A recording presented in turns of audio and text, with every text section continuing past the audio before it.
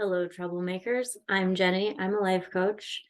And today we're going to talk about why INFJs attract narcissists. They're everywhere.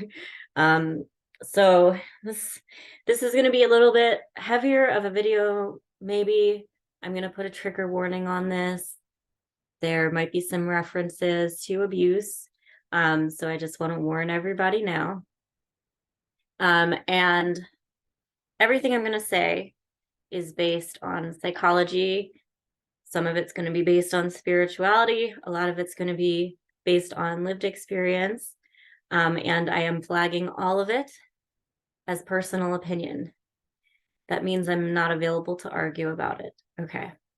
And just a disclaimer, I really don't think anyone fully understands narcissists, including narcissists. So I'm just doing the best I can here. Okay. Whew. This one was hard, you guys. I've got a lot of notes. I could talk for a long time about this. Okay. So what is a narcissist? First of all, this is a pattern that shows up so much with INFJs. Like we just attract narcissists. It's just like destiny or something. So we're going to get into why that happens. But first, I'm going to tell you what a narcissist is. So technically, a narcissist is someone who has narcissistic personality disorder. There is a textbook called the DSM. I forget what number, what volume we're on now, but it's the official text that is used to diagnose people. And so if you go into the DSM, there's a list of things that qualify as a narcissist, but there's other personality disorders that are similar to narcissism, and people can have narcissistic traits without being technically a narcissist. So we're not really going to worry about the official diagnosis in this video. What we're worried about is the behaviors. What narcissistic behaviors there are. And this could really be like 20 videos. It's like if you start comparing notes with people who have experienced narcissists, it's like they all have the same playbook, okay? And it's a thick playbook. So I'm not going to be able to cover every single game that they play, but I'm going to try to kind of give you an idea of what happens here. So I'm going to do a lot of note checking here, so just bear with me.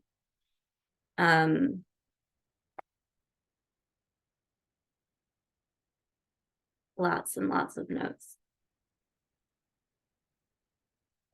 Okay, so the first thing, I say that a lot, the first thing I want to say. So one thing I want to say is the diagnosis does not matter beyond the treatment. I understand how people feel labeled by diagnoses and how that's a shitty feeling. But the reason I feel that diagnoses are important is because they point you to the most effective treatment. As far as INFJs are concerned, the diagnosis doesn't matter as much as what are they doing about it, right? Are they getting help? Are they healing? Are they being abusive? What are they doing about it? And you can't really trust that a narcissist in therapy is healing, because sometimes they just use therapy as a way to get attention because they like feed on attention. Sometimes they use therapy to just learn how to be more manipulative. I personally know from experience that it can just make them better liars. So you have to be really careful in letting yourself believe that therapy is making a difference when it comes to a narcissistic person. And then if they do get sober, if they do go to therapy, it kind of just gives them more options. If you're in a relationship with one of them, then they'll just kind of like, you help them you help them heal, and then they're like, oh, I have more options now of like people I can go flirt with or people I can go sleep with. So just I have to say that like sobriety and therapy are not good indicators that someone is actually getting better, unfortunately. So narcissists, I would classify as having an unhealthy relationship with themselves. They will do anything to get their needs met, and they don't care who it hurts. They do not get gratification or acceptance. They're not able to give that to themselves. So they seek it. They seek that in outside relationships. It's kind of like they have a fearful avoidant attachment style, plus dissociative identity disorder, plus substance use disorder, plus sex addiction. But the thing about all of those disorders is people can have those disorders, but still have an internal locus of control, which means they believe in their power to make different choices. Narcissists have no internal locus of control. They don't see how their actions cause all of their problems. Everyone else is the problem. Everyone else needs to change. They're not able to self-reflect and see that their problems are created by their choices. Okay.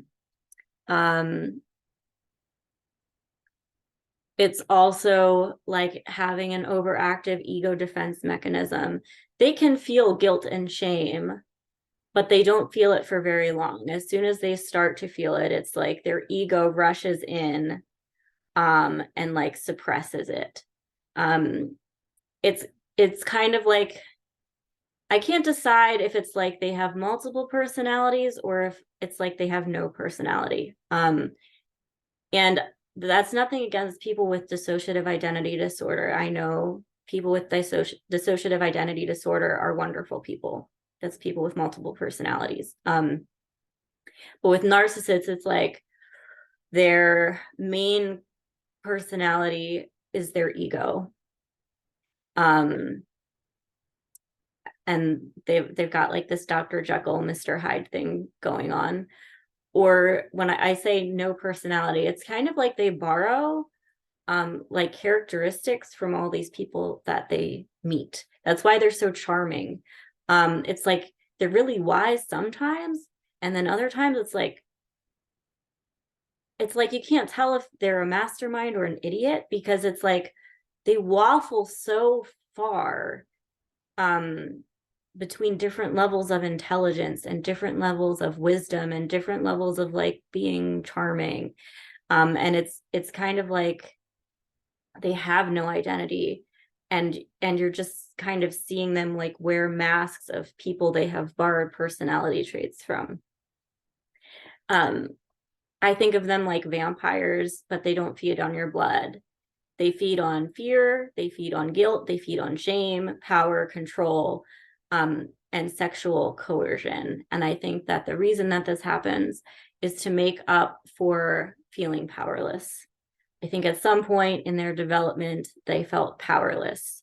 And so these are all ways for them to feel like they have a sense of control, to make up for times when they felt powerless in their past. They're very jealous. They're like infamous for ruining birthdays or for ruining good news. And it's because they're jealous. They don't see that something that benefits you ultimately also benefits them. They try to bring you down because they're scared of being left behind, but they're also ensuring it. They don't respect you. A lot of this is just going to go for relationships, because that's where my lived experience is coming from. Some of it. I mean, I've had bosses who were narcissists. I've had friends who were narcissists, landlords, and I've been in relationships. So I've had my fair share. But as far as relationships go, they don't respect you because you're with them. I know that doesn't make sense, but that's why it's called a disorder. their thinking is disordered. The cure for narcissism is vulnerability. The problem is that their ego won't allow them to be vulnerable enough for long enough for them to heal all of that stuff that's going on. They're just going to shift the blame onto someone else before the vulnerability has a chance to work. And blaming works so well on us, the blame shifting, because there's always a grain of truth to what they're saying, but they're really twisting it. Like they're making it really hyperbolic and extreme. And we want to be accountable. And so we end up kind of admitting to the blame, even though it's like very misplaced and exaggerated. But to them, they've won the game. If you admit to anything, they've won the game. They don't see that as like a healthy thing to do in a relationship, is taking accountability. They don't have foresight. They can't see that being selfish actually makes their life worse, and that caring about other people is ultimately self-serving. It's really all about control, right? Because if you're vulnerable, then you don't have control over how people are going to react, right? Like the good people, the people that you want in your life, are going to have a good reaction to you being vulnerable, but they don't have any control over that reaction. They don't have any control over who reacts in what way. So it was really hard for me to finally see how it was about control. I kept reading that and I had a really hard time seeing it. But it's because to be vulnerable, they have to just trust that people are going to react positively to that. They have to let go and trust, and they're not able to do that because then they're not in control. They triangulate. They will make you look like the bad guy. They'll pit all these people against you. It's called flying monkeys. They'll like tell lies about you and then like get all these people to gang up on you, and it's called their flying monkeys, like from the Wizard of Oz. And they mostly just feel shame in their body. It's like they'll go cheat on you, and then they'll be like really nauseous all day and miserable, and they can't connect that is guilt. Like it's like their body feels it and their mind and heart are not registering it. So they do feel shame, but it's in their body, and they'll blame you for it. And the violent ones, the dangerous ones, I really think that's what happens in these relationships, is you're a reminder of their shame, right? They do something to hurt you, and then you are constantly reminding them of that. Like just your existence reminds them of that. And then that's really how people end up getting murdered by their partners, is like they're trying to kill their shame. And you're the representation of that. They're like, if you don't exist, then I don't have to feel ashamed for sleeping with this other person. It's your fault. And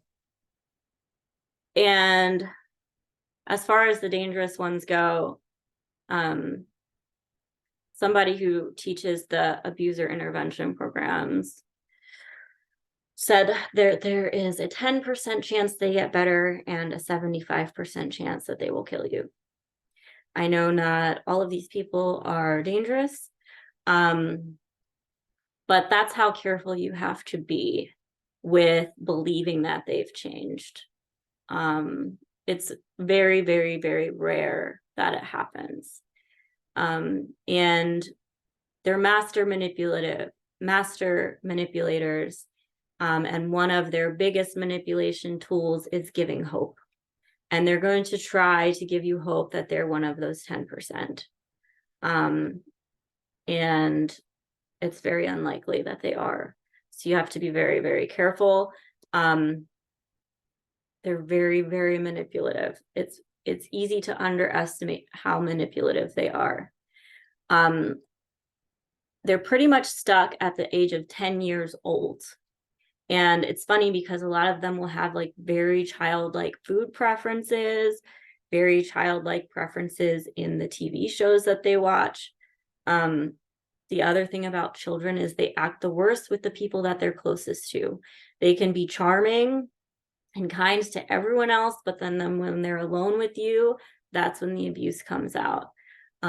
It's like because they are closest to you, they feel the most comfortable with you. And so in a twisted way, they're going to act the worst with you. Some other interesting clues. This is not a guarantee, but the part of the brain that's responsible for empathy is also responsible for yawning when someone else yawns.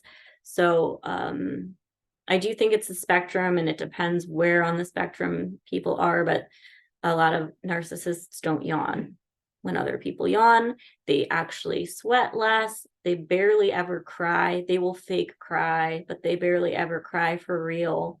And I don't think this is a good clue, but it's interesting that I've known a few narcissists who had terrible teeth. And I'm really not sure what that's about. I don't think the majority of narcissists necessarily have bad teeth, but it is a pattern I've noticed with some of them. And I've heard other people mention that pattern too. They do not love the way we do. They love people like their possessions, like you're a favorite toy. It's like you can really love that favorite toy, but that one toy is never going to be enough for you. You're always going to have other toys that you play with. So you might be their favorite toy, but you're never going to be their only toy. And as soon as the batteries stop working, they're going to toss you out, right? Like you're only valuable to them as long as you're serving a purpose. Like if the toy gets broken, then they're just going to toss you out and go play with a different toy. They do love you at first. This is what's so confusing to us is it genuinely does feel like love at first. And that is because at first they think that you're perfect. They're searching for this perfect partner who is not going to hold them accountable, who is just going to worship them. And in the beginning, you're in a honeymoon phase. And so you haven't done anything to fracture this pedestal that they've put you on yet.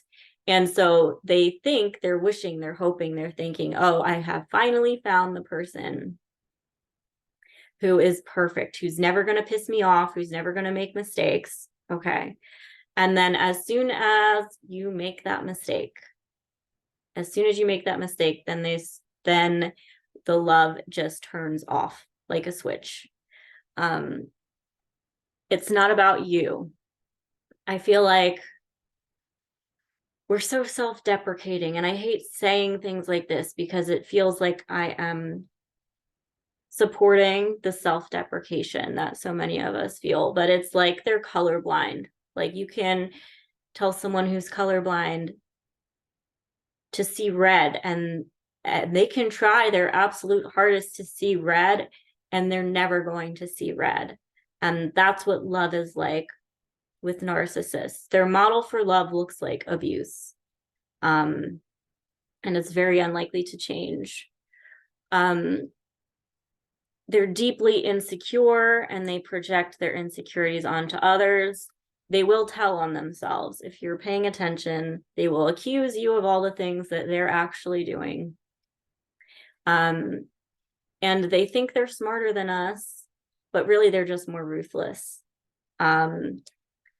They see empathy as a weakness, and they think that they're smarter and that they're better, but really they win because they're more ruthless. And I think, like, I really genuinely think this is where the stories of people who are like possessed by demons come from. I swear to God, when narcissists are super dysregulated, the lights will flicker around them. And I know I'm going to sound crazy, but I'm not the only person who has said this. Another thing was his eyes would go completely black. And to be fair, that could have been drugs. That's still a really big question mark. But I've also heard stories about the eyes from other people too. It can be drugs. It can also just be like an extremely aroused nervous system. And I don't think this happens with all narcissists, but I do think it happens with the more dangerous ones. They will also withhold what you want. You can beg and beg and beg and beg them to treat you right, and they withhold it from you because they think if they give it to you, you will leave. And the reason that they think this is because that's what they do, right? Like they will accuse you of stealing because that's what they do. And they think if they give you what you want, you will leave because that's what they do.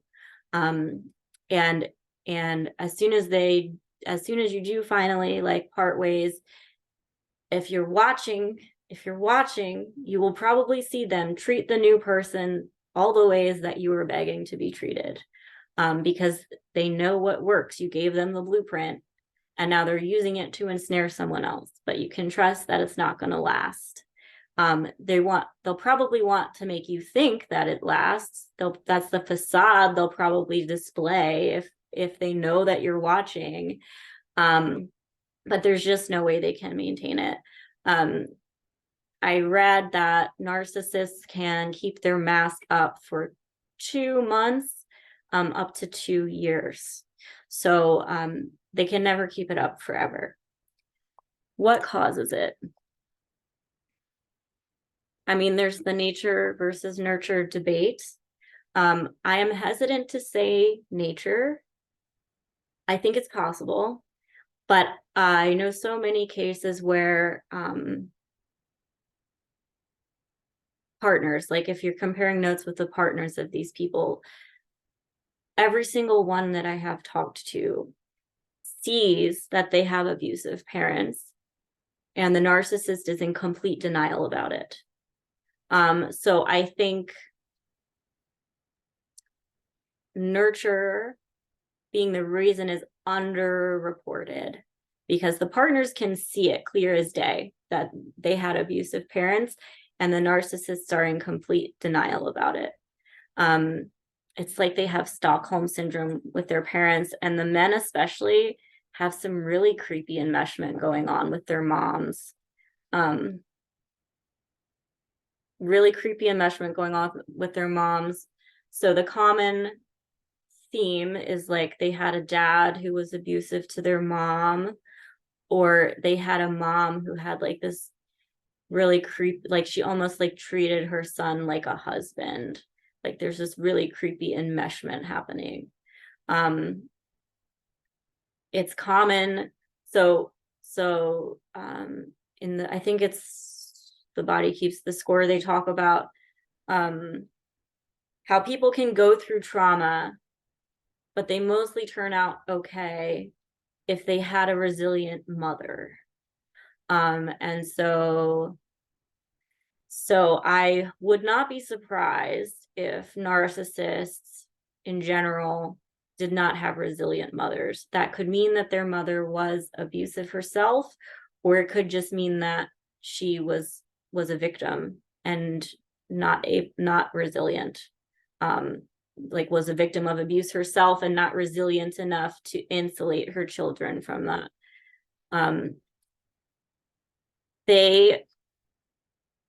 They're not good at recounting their trauma a lot of the time, because their ego will rush in. Like their ego does not want them to remember.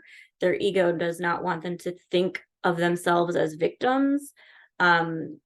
So trying to unpack trauma with them is very hard because their ego really doesn't want to let that happen. And if you do get through, then it's probably just going to like sabotage later. The ego is going to come in and sabotage later. They also may genuinely not remember. It's very common to repress trauma and not remember it for anyone. So I really think that they play the victim in dysfunctional ways because their ego will not let them admit to the valid ways that they were a victim. And I think it's kind of like they made a choice to be the villain so that they wouldn't have to be a victim. This all makes us feel very sorry for these narcissists, but the problem is that sympathy just enables them. It feeds them.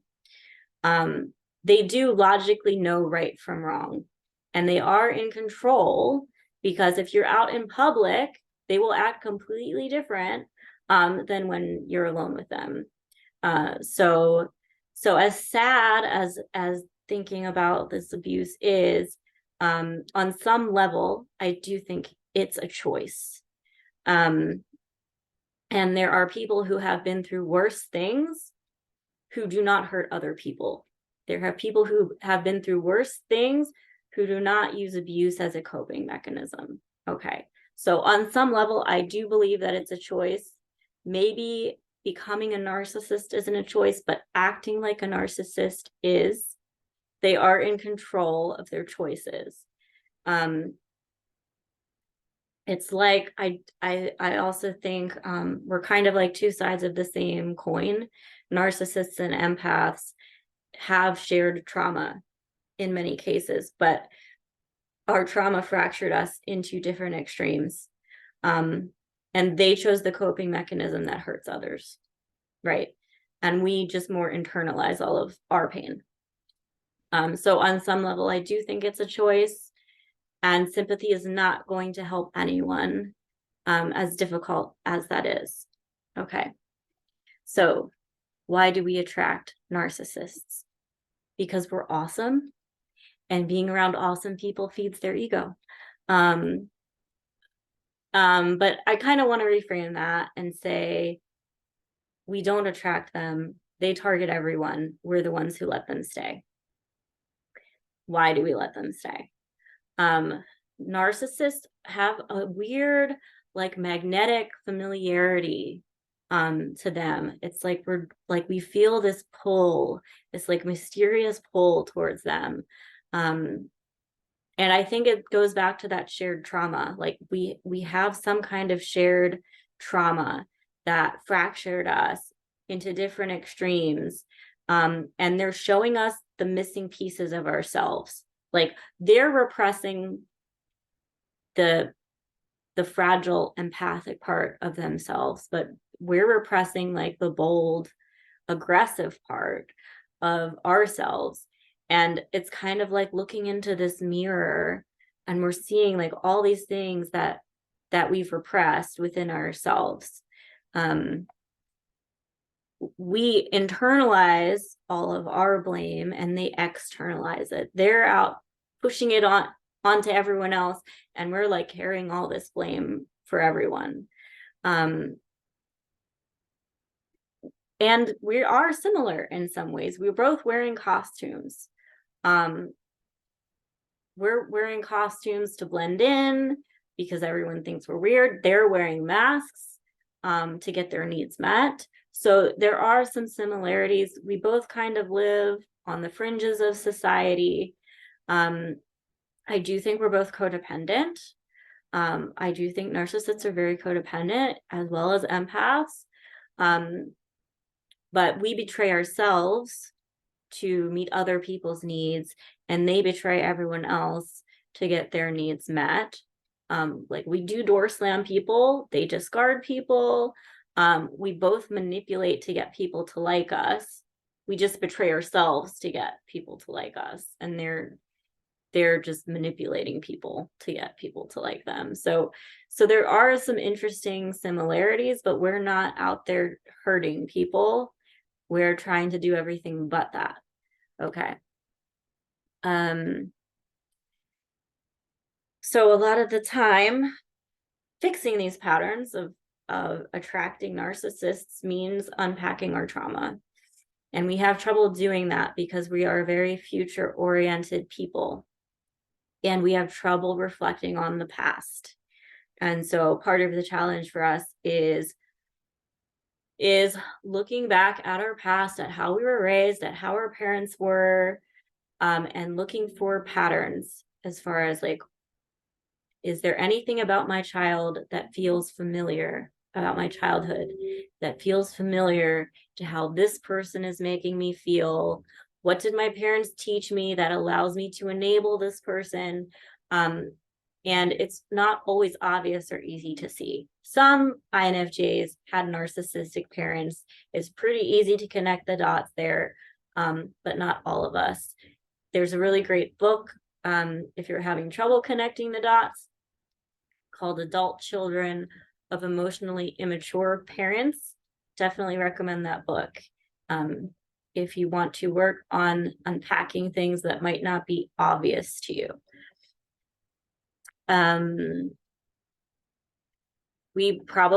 There's a good chance we're not taught boundaries growing up. There's a good chance had needs that went unmet. And it's not always what did happen to us. Sometimes it's what didn't happen. And what I mean by that is we might not have faced obvious abuse, but we might have been neglected. And we might have had all of our physical needs met, but we might have been emotionally neglected. Maybe no one really saw us.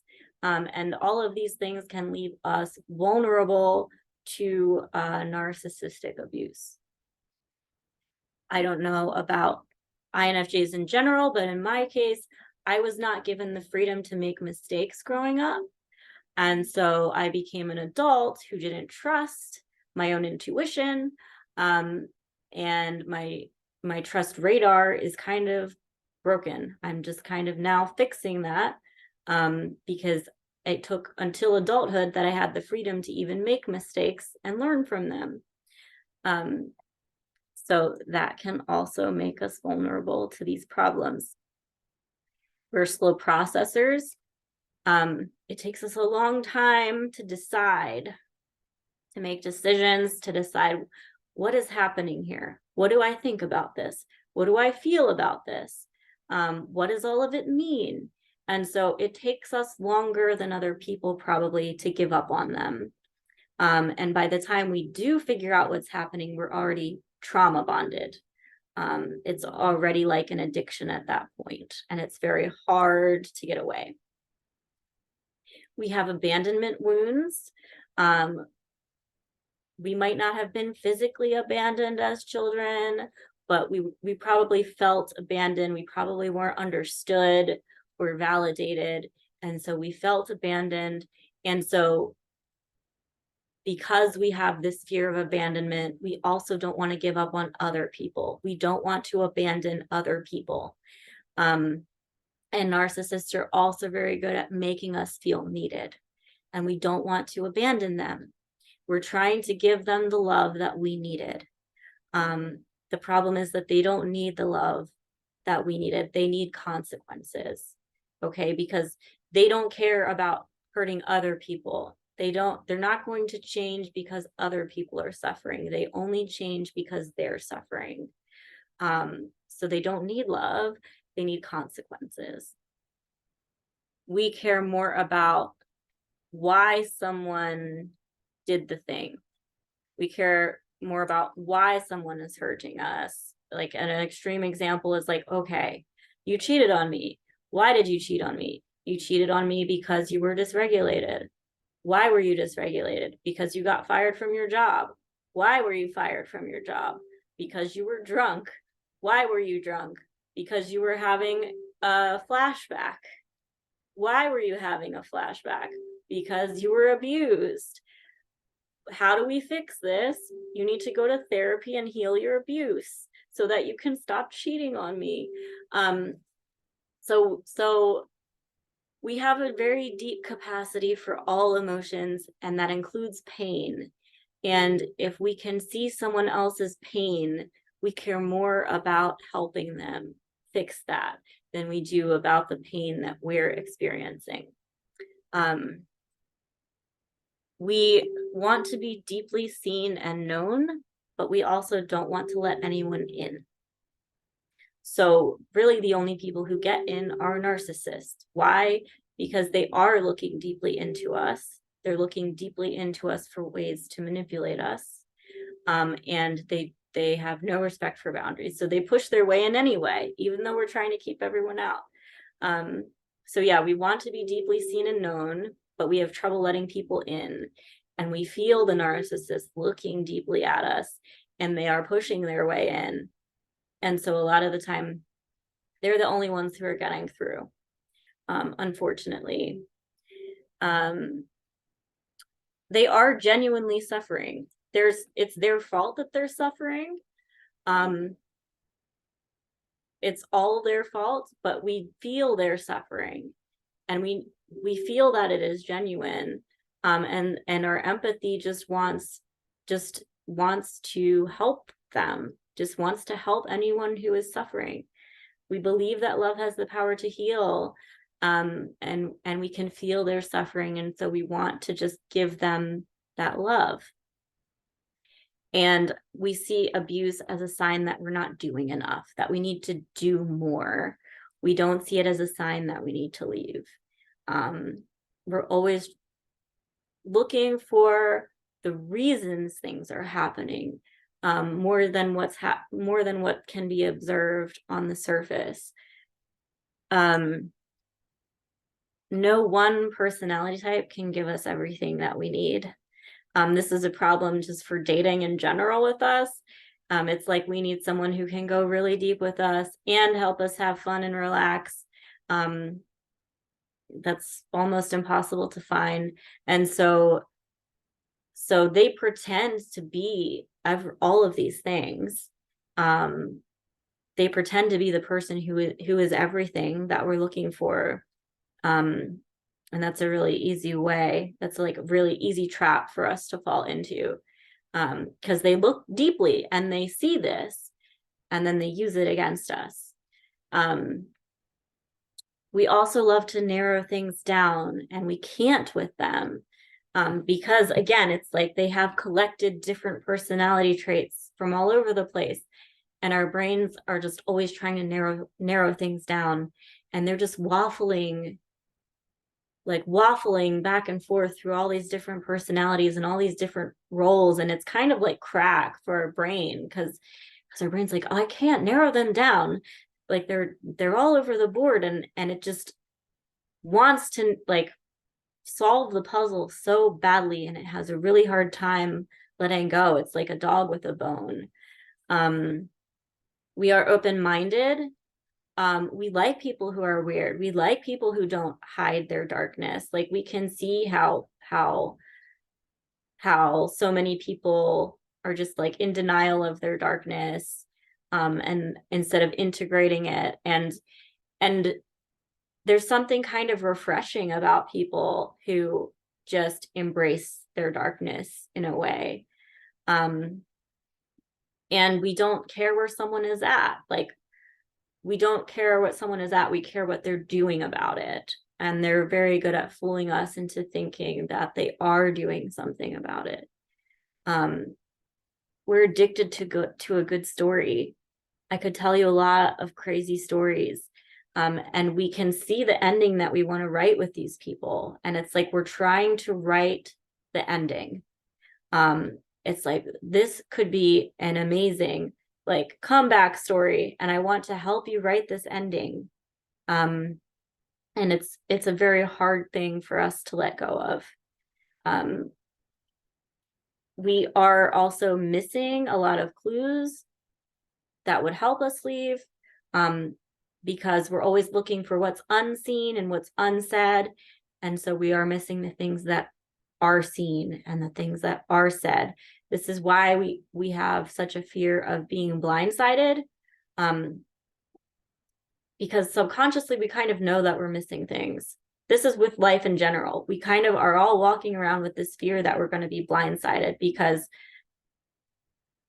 we're always reading in between the lines, and we forget to look at the actual lines, and then one of them comes and blindsides us.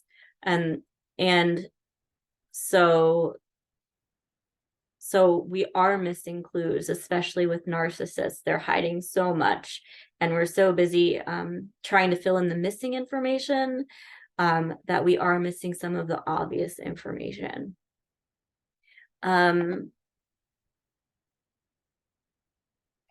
Because we narrow things down, we can also get stuck in, like, if we've had an experience with like an overt narcissist, then we kind of use that as our model for what narcissism looks like.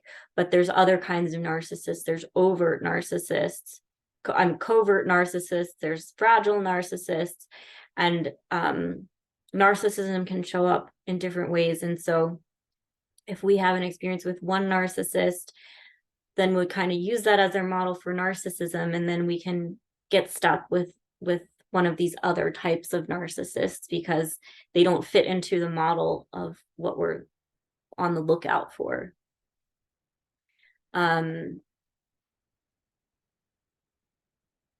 We are obsessed with filling in the missing gaps, and they love to leave out information. They love to be really vague. They love to obfuscate. They love to keep you confused. But that's kind of like crack to us because it's like they're feeding us these puzzles. We're obsessed with filling in missing information. And it's like they're feeding us these opportunities to fill in missing information. So that's another thing that gets us stuck. On some level, I do think we see straight through them. We just don't want to believe it. We forgive a lot. We overlook a lot because we can see how insecure they really are.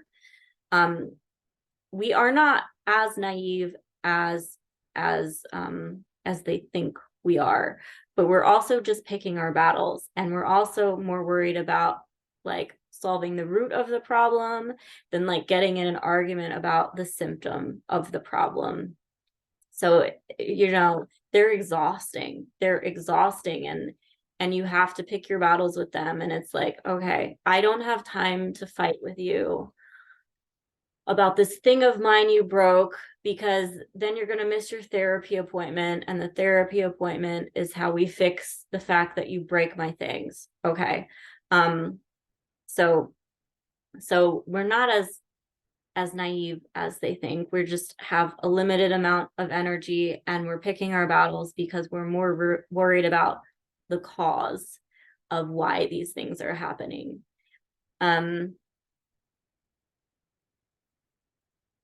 Another thing is, I think a lot of us did not really get to have a childhood in the way that we should have. And I think in some ways because they are very childlike, they're very immature. And I think in some ways that's exciting and fun for us because we kind of get to live vicariously through them. We kind of get to have a second childhood.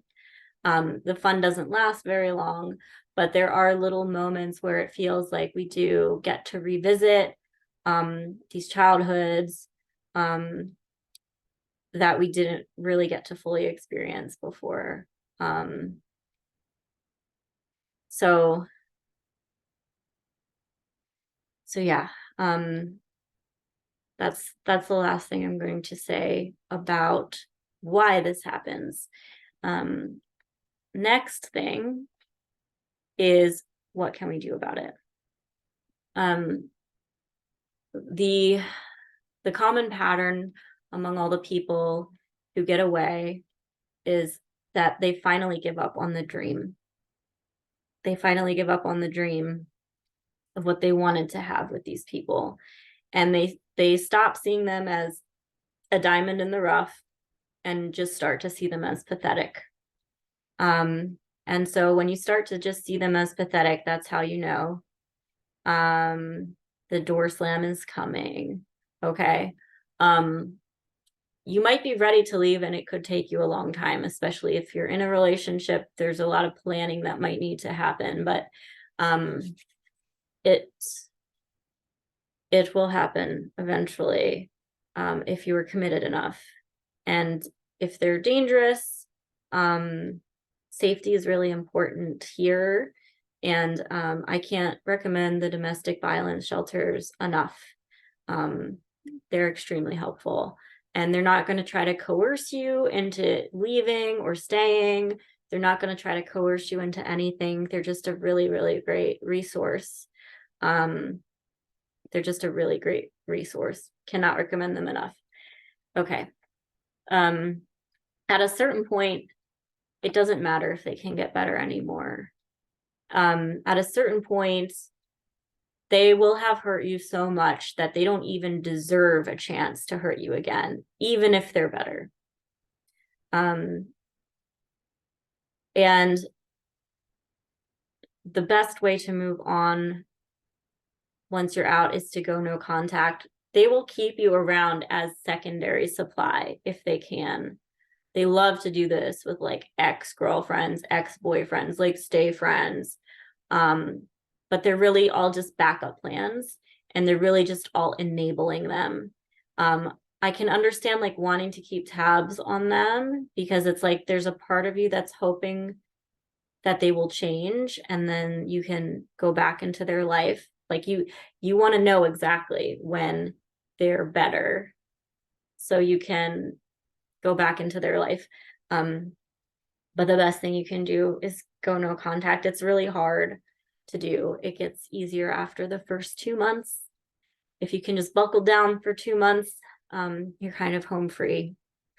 If you can't love yourself enough to leave, you can try to see it as an act of love for them.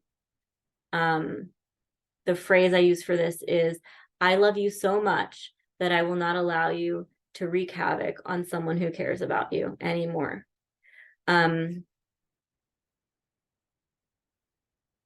I had a partner who went to jail for choking me. And the thing I had to tell myself was, if I hate him, this is what he deserves. And if I love him, this is what he needs. And that was the only way I was really able to accept that reality. Toxic people don't change because other people are suffering. They only change because they're suffering. And as long as they have supply, attention, enablers, as long as they are getting people to give them big emotional reactions, they're not suffering. Okay. Any big emotional reaction feeds them, because it makes them feel powerful and in control. If you are really upset by something they've done, they're like, look at how powerful I am. Like, their level of upset is how powerful I am. Okay. They do what they do because it works. They do what they do because it works. So as a collective, we have to make sure that it stops working. The more help, the more support that you have, the more you're going to dilute their power over you. It's hard to find the right help because a lot of people with abuse have very black and white thinking, and they'll just act like that person is evil and you just need to go, and it's just very cut and dry and simple. And they're not acknowledging like this heartbreaking story, that this person has gone through. They're not seeing all the potential that this person has. And if they're not able to acknowledge this person as a human who is suffering, we have a really hard time trusting their support. So it's really hard to find a support system who's not going to like demonize that person, especially depending on like where in the spectrum of done you are. You might not be ready to hear them being demonized, and that's just going to alienate you from your support system. So your support system really just needs to be focused on you. I'm really sad that they make you feel this way. I'm really sad how much pain you're in.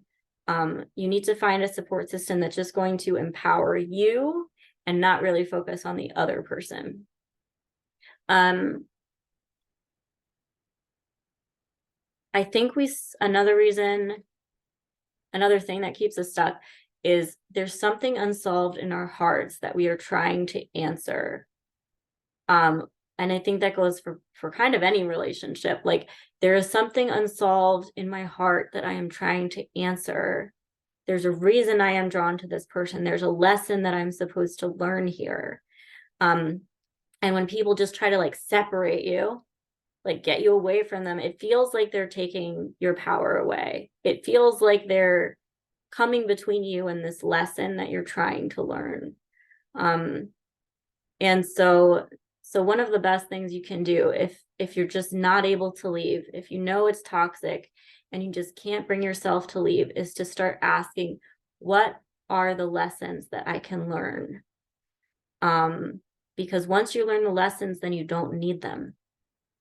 Right? It's like, if you can't leave, what lesson am I here to learn? Because if I can learn that lesson, then I don't need them anymore.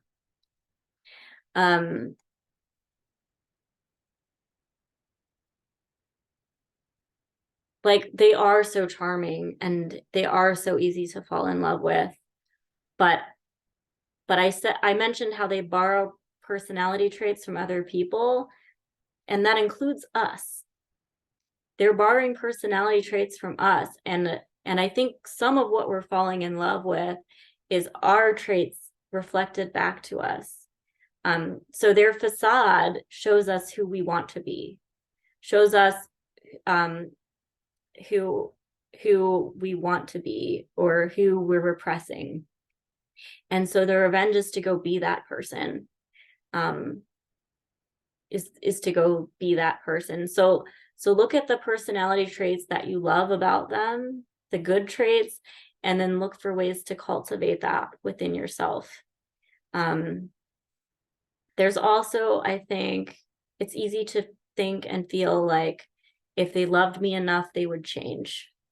And so I haven't earned it. I need to do more to earn that love, because if they loved me enough, they would change.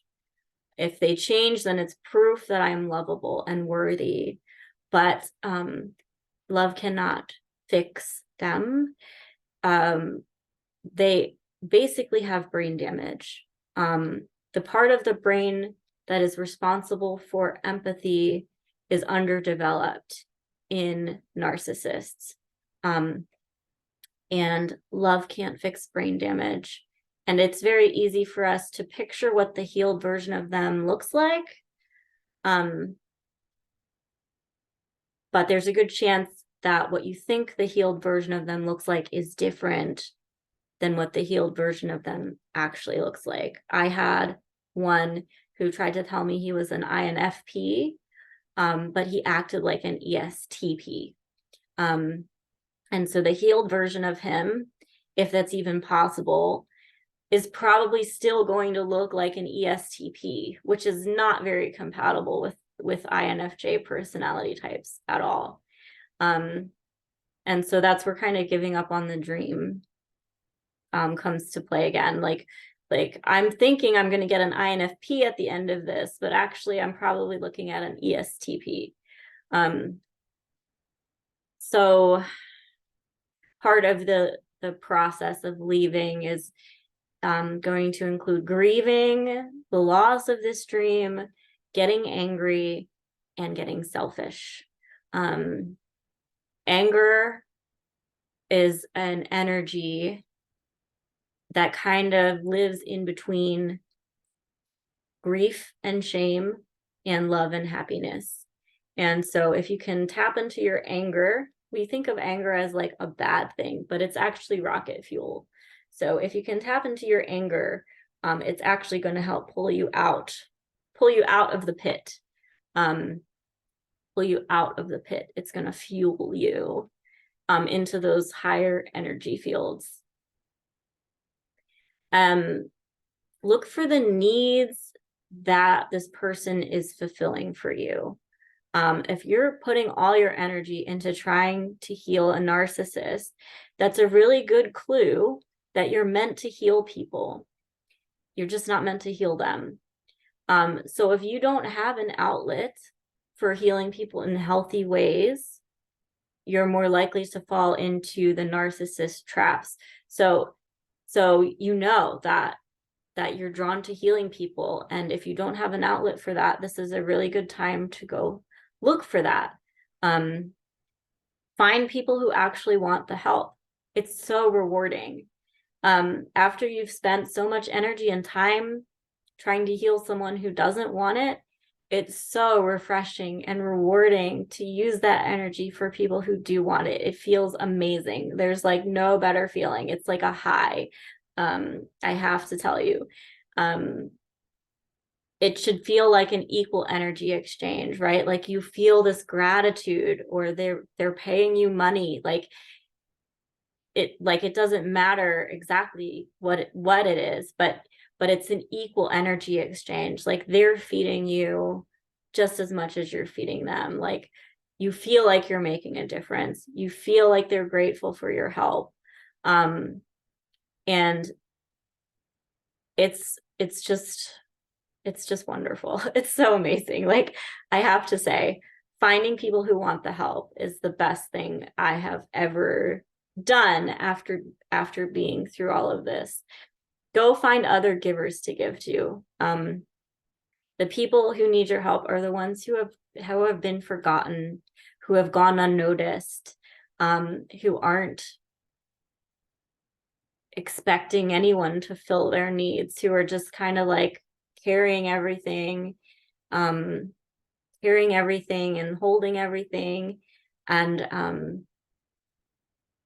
it's just amazing when you find the people who, and you can finally make them feel heard and seen and understood. It's just a really amazing feeling. From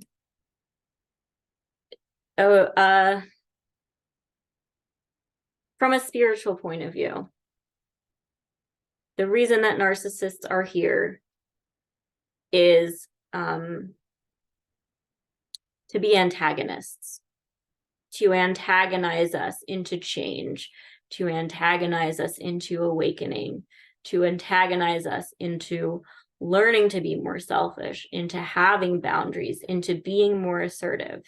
They're here to teach us lessons. On a spiritual level, they're landmarks. They're kind of inconsequential. They're just landmarks on the journey to becoming our ultimate selves. And I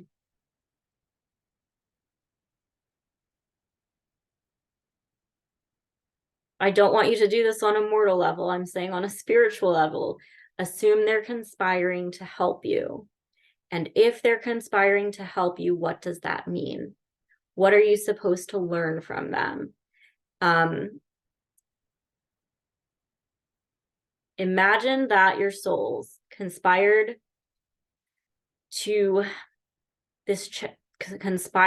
challenge you in this lifetime, and then look for the lesson that you're supposed to learn and work on mastering it.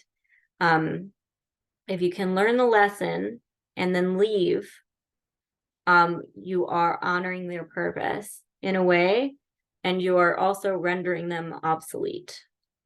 So I'm not saying like stay in this terrible relationship so you can like master your spiritual purpose, but I'm saying if you're stuck and you can't get out, no matter what you're trying to do, look for the lesson. It just helps to think of it that way. Like in this realm, they are evil, but in a different realm, they're conspiring to help me. And what am I supposed to learn?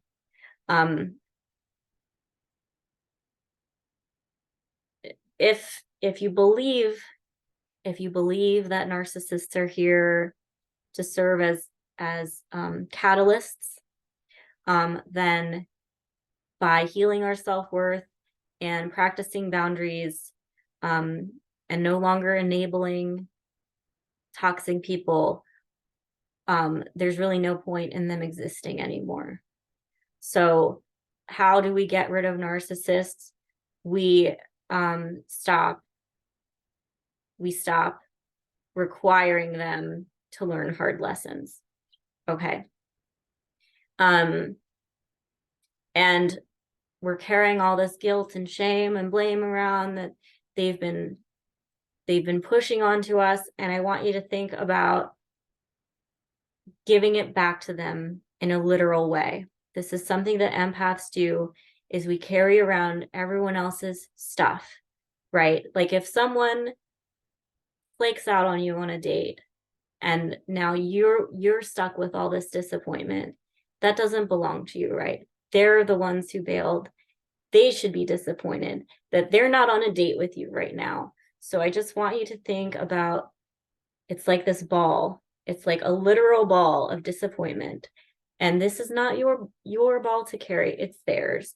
And I want you to think about just giving it back to them. And beyond that, I mean, the way to stop narcissists is to catch them when they're young. Okay. These guys are stuck around 10 years old. So we need to get to the 10-year-olds and younger before they become narcissists. Okay. The kids who are picking fights in school, the kids who are throwing chairs, the kids who are sneaking knives in, these are the kids who become narcissists.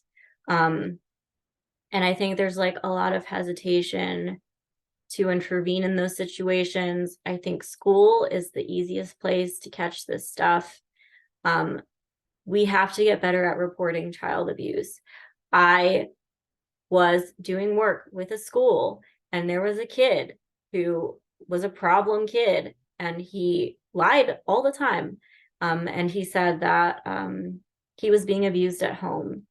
But because he was such a compulsive liar, no one really listened. No one really did anything about it. Even though we are legally obligated to report, no one reported it until I heard about it. You have to report it. I think there's like a lot of fear that like this kid's going to end up in the foster system, which is also broken. But you just have to trust the systems in place. Child Protective Services, it's their job to decide what's a lie and what isn't. They're the experts, it's their job to figure this out. I know people who have family members where CPS intervened and it helped them so much. I had a domestic violence counselor who CPS had to get involved with her brother, and she saw how much it helped him, which was why she became a social worker. So if you suspect abuse, you don't have to worry about if the kid is lying or not. It's CPS's job to figure out if the kid is lying or not. And don't ask them to repeat the story. Don't ask them more questions. They don't want the kid to have to tell the story extra times. So they will interview the kid and record the interview so that the kid only has to tell the story one time. Okay, so don't worry about getting more of the story. If you suspect child abuse, please just report it.